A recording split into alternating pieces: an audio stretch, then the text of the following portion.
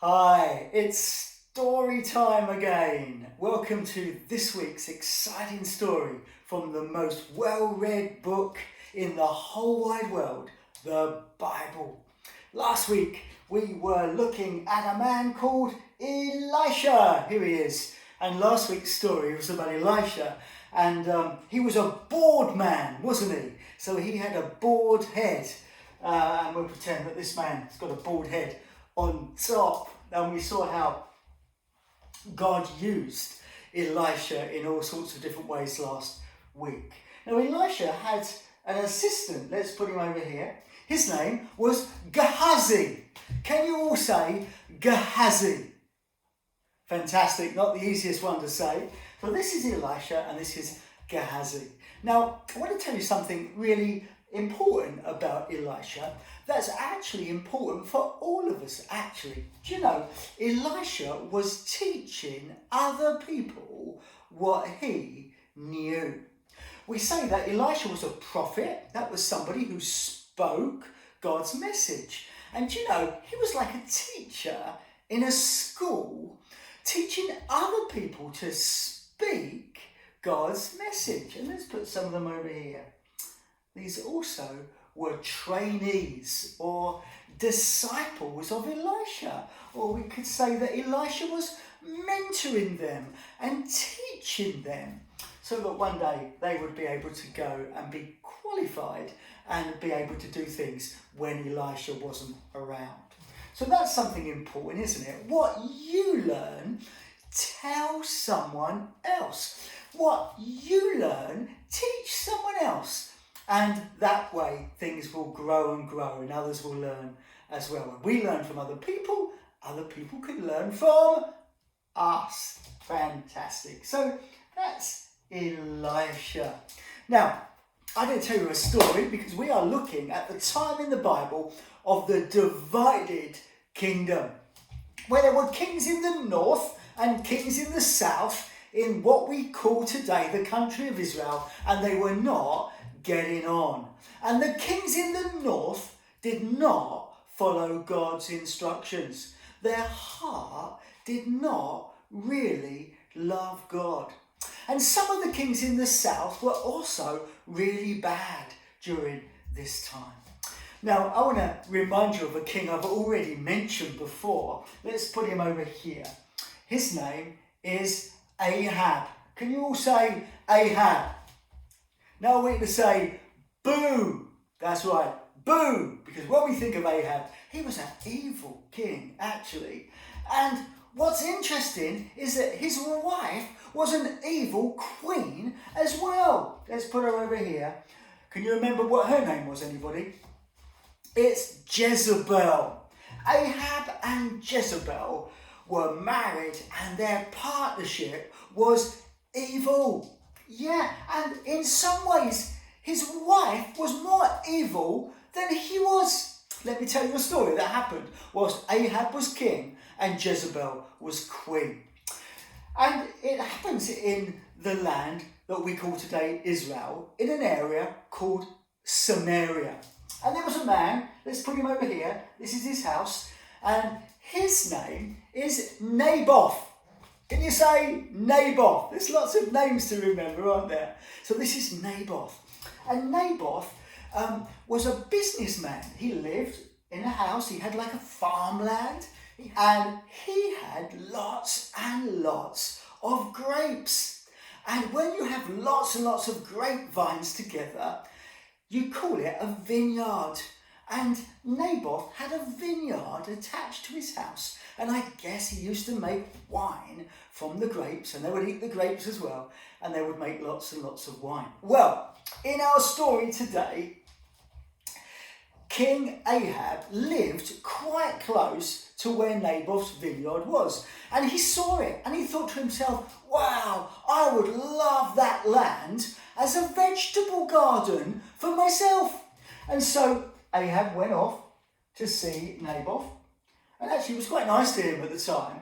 And he said to him, hi, Naboth, but can I buy your vineyard from you? I'll give you lots of money, or I'll give you some more land somewhere else. Well, Naboth said to Ahab, he said, I'm sorry, but this vineyard has been in my family for so many years, and it's part of our family tree, really. And so, I'm sorry, but I don't want to sell it. Ahab wasn't happy about Naboth's reply. He went away and he went home. And do you know what it tells us in the Bible? It says that he sulked, he was miserable, he was fed up, and he walked around looking very depressed.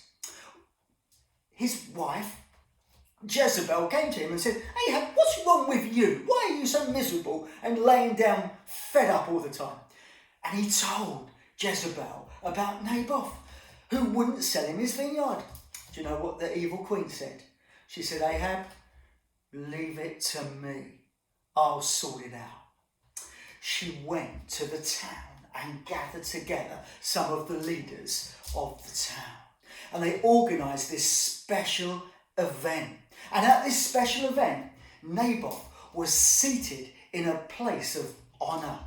And whilst he was seated there, Jezebel arranged for two bad characters to sit opposite him.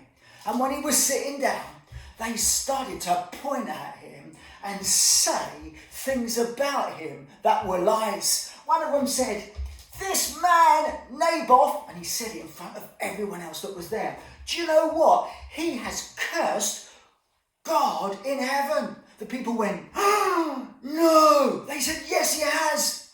And then another one said, and even more, he's even been cursing and saying bad things about the king. The people went, no. Do you know what they did? Jezebel was behind all of these lies. They took Naboth outside. They picked up big stones and rocks and they threw them at Naboth until he died. That was really, really bad, wasn't it? But that's what happened. And when Naboth died, Jezebel came and took his vineyard and gave it to Ahab. Do you think that was the right thing to do? Of course it wasn't. Do you think God in heaven was pleased with what Jezebel did? No, he wasn't. In fact, God was angry. He was very, very sad about what King Ahab and Jezebel had done. Well, that's one of the stories I wanted to tell you about. But there's another story that happens a while after this. And let me tell you about this story as well. And it happens to be a man, and his name is Naaman. Also begins with the letter, you're right, the letter N. And can you see this city over here? So Naaman came from another country. In fact, he was like the commander of the army of Assyria. And his king was from another country. And here's his wife. Let's put her here. This is Naaman's wife. And this is Naaman's wife's servant girl. Now, Naaman had something wrong with his skin. He had a skin disease that in those days was called leprosy. Can you say leprosy? Because this was the skin disease that he had. And you know, it affected him and it didn't make him look very nice at times. But the servant girl of his wife had actually come from the country of Israel. She'd been taken like a servant when the Assyrians were attacking Israel sometime in the past. But she was very loyal, she was very kind, and she was very faithful. And she said to Naaman one day, she said to him, Naaman, why don't you go to Israel? Because the God of Israel can heal you of your leprosy. And she sent him. Who do you think she sent him to? It was, first of all, he was sent to the king. And then the king would send him to, I wonder whether you know it is, Elisha. Here we are. Here's Elisha over here. And Elisha, of course, has got his servant.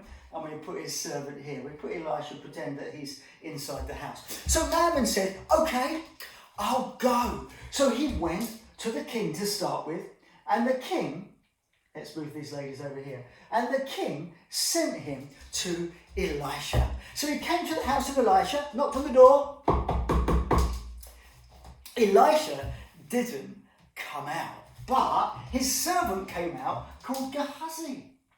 And his servant came out, and Naaman told the servant, and Elisha would have known this as well, what was wrong with him, that he'd come from another country asking if the God of heaven would heal him.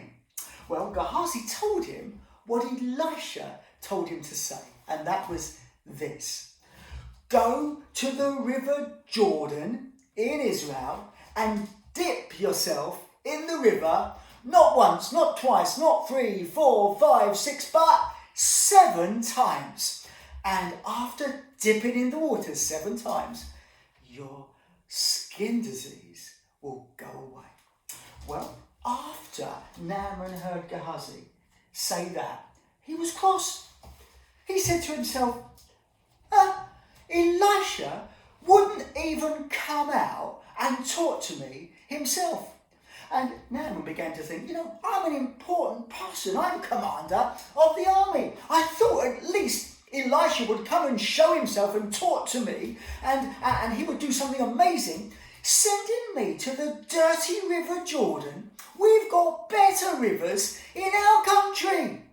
And he went off in a storm. So here we are, he goes off, and here's some of his men. Well, some of his men got to hear what was being said. And they said to Naaman, and this was really good, they said to him, Naaman, if Elisha had told you something good, you would have done it, wouldn't you? So why don't you just listen to what has been said and do it? What have you got to lose? And that was good advice, because afterwards Naaman obeyed the word. He went to the river and he dipped himself. Can you remember how many times? 1, 2, 3, 4, 5, 6. And when he went down on the 7th and came up again, he was suddenly healed. It was amazing. He was so happy, he went back. And this time he would meet Elisha. And he was so happy. And he wanted to thank God. In fact, he started to believe and trust and pray, not to the gods of his own country at that time, but to the God of heaven, the one true God. Can you imagine him going back home to his wife and to that servant girl who was so kind, even though she was taken from the other country as like a slave? She was kind to her master and she wanted the best for him. Do you know, sometimes things happen to us that are not good. But you know, if we are kind to the people that are not kind to us, if we obey and listen and do what God tells us to do, that which is good and right, then things will go well. Other people will learn as well, just like Elisha, who was a teacher and taught others everything that he knew. Well, I hope you enjoyed today's 2 stories. Take care. See you next time.